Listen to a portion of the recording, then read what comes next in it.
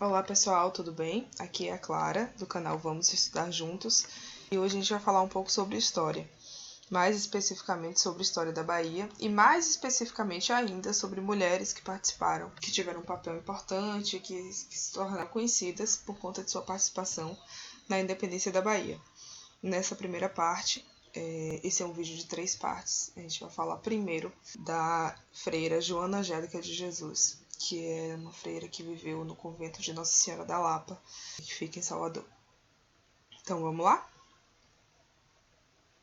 Bom, primeiro, quem não vive na Bahia certamente vai ter um certo estranhamento com esse termo independência da Bahia.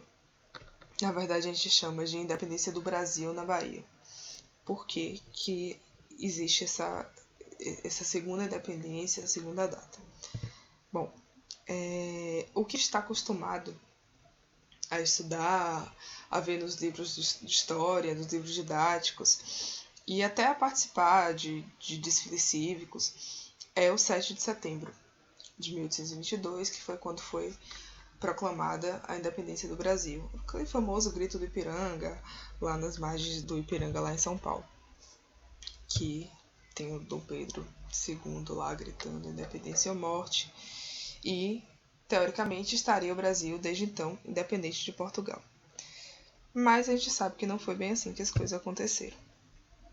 Depois desse grito Ipiranga, depois dessa proclamação de independência do Brasil, as tropas portuguesas não foram embora, elas continuaram aqui. Então, o Brasil estava declarado independente, mas não estava de fato independente. E algumas províncias entraram em confronto com esses portugueses que aqui ficaram. Isso aconteceu na Bahia, isso aconteceu também no Pará, lá na região norte. Aqui na Bahia, houve uma guerra chamada Guerra de Independência da Bahia, que foi justamente uma guerra para expulsar as tropas portuguesas que ainda estavam aqui no Brasil e, de fato, tornar o Brasil independente de Portugal. Então, gente, que guerra foi essa, né? Existia uma questão muito importante aqui naquela época, que era o fato de o governador de armas da Bahia ser um brasileiro, que era o Freitas Guimarães. Isso era um ponto muito importante no quesito autonomia das províncias, que era uma questão que era muito debatida, era um debate político muito efervescente nessa época. A gente precisa pensar o seguinte, que embora a independência tenha sido proclamada oficialmente em 1822 e na Bahia em 1823, esse cenário político, essa efervescência política, ela já existia bem antes disso. No dia 9 de dezembro de 1821, chega uma carta régia, enviada pela coroa portuguesa, destituindo o Freitas Guimarães do lugar de governador de armas daqui da província da Bahia. Isso significava que uma outra pessoa estava sendo nomeada, e essa outra pessoa era o Inácio Madeira de Melo, que era um português que estava sendo enviado para comandar os brasileiros. Além de ser uma afronta à autonomia da província, isso certamente daria problema, porque já era um momento em que se disputava a independência, que se disputava a libertação de Portugal, e aí veio o português para comandar o exército de brasileiros. É claro que isso não ia dar certo. Então, as tropas brasileiras que estavam aqui, elas recusaram o comando de Madeira de Melo. É nesse momento que começam os conflitos, não só aqui na Bahia, como lá no Pará também, na região norte. Bom, agora a gente vai dar um salto para o dia 19 de fevereiro de 1822, né, quase um ano depois. Mas antes da gente falar do dia 19 de fevereiro, a gente precisa lembrar, voltar um pouquinho e entender o que aconteceu na véspera desse 19 de fevereiro, que foi o dia 18 de fevereiro de 1822. Bom, a Câmara de Vereadores, vou chamar de Câmara de Vereadores para todo mundo entender como é que funcionava, que é a Câmara daqui de Salvador, que funcionava no mesmo lugar que ela funciona hoje, lá na Praça Municipal. Ela vinha tentando acalmar essa agitação política, essa disputa que acontecia aqui com a vinda do Madeira de Melo.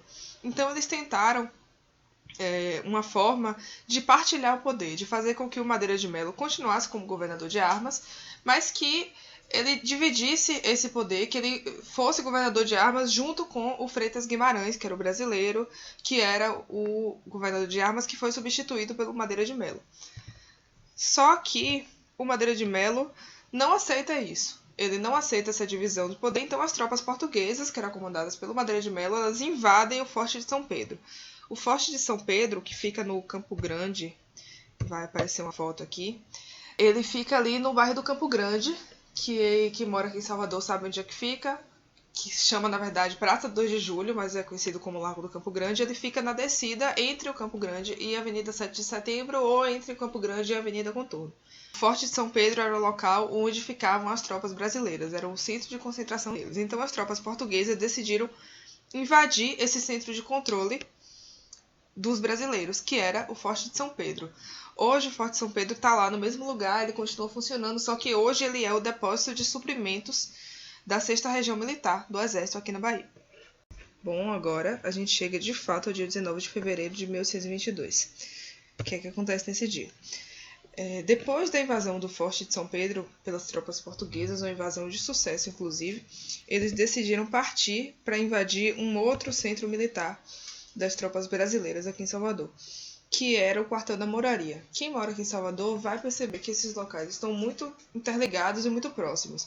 O Quartel da Moraria fica depois da Avenida Joana Angélica, que é a avenida que dá nome à nossa personagem desse vídeo, que por sua vez fica depois da Avenida 7 de Setembro, que fica depois do Forte de São Pedro, ou seja, estão todos muito bem ligados. E justamente no meio do caminho entre o Forte de São Pedro e o Quartel da Moraria existia um convento. Esse era o convento de Nossa Senhora da Conceição da Lapa. Esse convento ainda funciona. Se eu não me engano, funciona como convento ainda. Não sei se com a clausura da mesma forma que funcionava antes, mas além do convento ainda tem uma faculdade e a igreja também funciona lá, a igreja da Conceição da Lapa.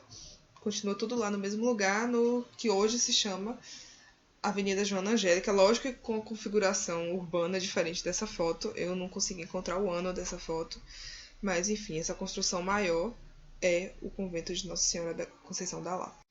Bom, gente, agora finalmente a gente vai chegar à nossa personagem desse vídeo, que é a freira Joana Angélica de Jesus. Bom, ela estava lá naquele convento nesse 19 de fevereiro de 1822, quando houve a invasão. E a irmã Joana Angélica, ela era nascida aqui em Salvador, na cidade de Salvador, da Bahia, era soteropolitana. Na época dessa invasão pelos soldados, ela tinha 61 anos de idade. Ela era uma freira concepcionista, o que significa que ela era de uma ordem de irmãs que viviam enclausuradas. Ela já tinha sido escrivã desse convento, já tinha sido também mestra de noviças, conselheira, vigária, e naquele momento ela era abadesa do convento. Ela era uma espécie de diretora, ela era uma espécie de madre superiora, digamos assim, de lá desse convento. E essa é a irmã Joana Angélica de Jesus. Bom, a irmã Joana Angélica estava nesse convento nesse dia, e ela disse uma frase que ficou conhecida aqui na Bahia, não sei se em outros lugares do Brasil também. Mas aqui na Bahia essa frase ficou muito conhecida. O que aconteceu naquele dia? Enquanto esses soldados estavam a caminho do Quartel da Moraria, depois de já terem invadido o Forte de São Pedro, lá onde hoje fica o bairro do Campo Grande, aqui em Salvador, eles decidiram invadir e violar o claustro das irmãs concepcionistas, das freiras concepcionistas que viviam lá no convento de Nossa Senhora da Lapa. Mas a freira Joana Angélica, que era a abadesa que comandava aquele convento, decidiu impedir essa invasão. Então ela se colocou em frente à porta e disse o seguinte: "Para trás, bandidos, respeitem a casa de Deus. Recuai, só penetreis nessa casa passando por sobre o meu cadáver." Essa é uma imagem que retrata o que aconteceu naquele dia. Essa porta é praticamente igual, ela ainda está lá no convento, e do lado da porta tem de fato essa inscrição que aparece na parede, que é justamente com o que disse a irmã Joana Angélica naquele dia. Bom, o convento de Nossa Senhora da Conceição da Lapa, que era o convento chefiado, dirigido pela irmã Joana Angélica, era um convento de freiras concepcionistas, ou seja, era um convento de irmãs que viviam enclausuradas, e era um convento que era fechado à presença de homens que não fossem ligados à Igreja Católica. Eu já vou falar para vocês quem era este homem que estava nesse convento e quem era esse homem que podia estar lá. Bom, quem não poderia estar lá de forma alguma eram soldados que pretendiam invadir. Então, depois de dizer que eles só passariam pelo convento por sobre o cadáver dela, Foi exatamente isso que eles fizeram. Eles mataram a irmã Joana Angélica com golpes de baioneta, que é uma arma parecida com desse bonequinho aqui.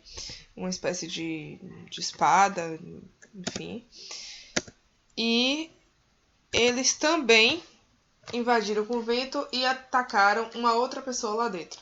Essa pessoa foi o cônego Daniel Lisboa, que dá nome a uma localidade do bairro de Brotas, aqui em Salvador, chamada Padre Daniel Lisboa.